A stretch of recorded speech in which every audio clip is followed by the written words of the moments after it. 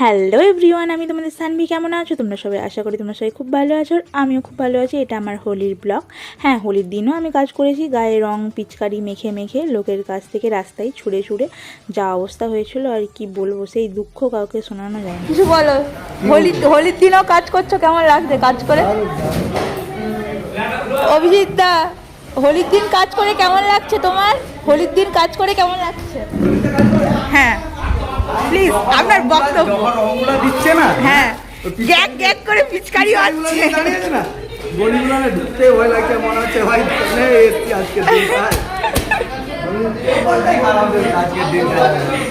আজকের দিনে কেন কাজ করাচ্ছে আমাদেরকে দিয়ে? হ্যাপি হোলি ভাই, হ্যাপি হোলি আমার গপু।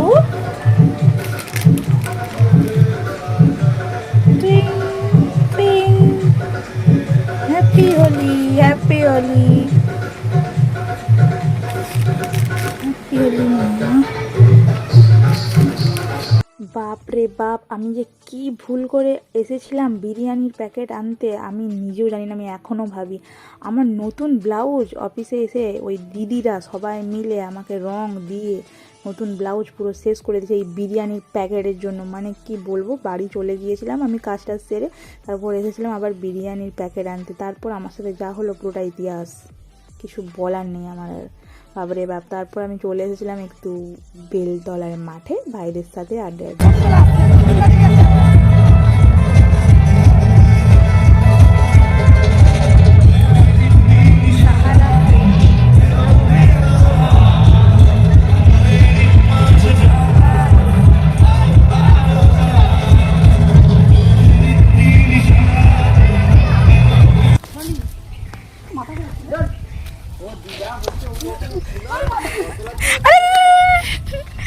পাগল না কি?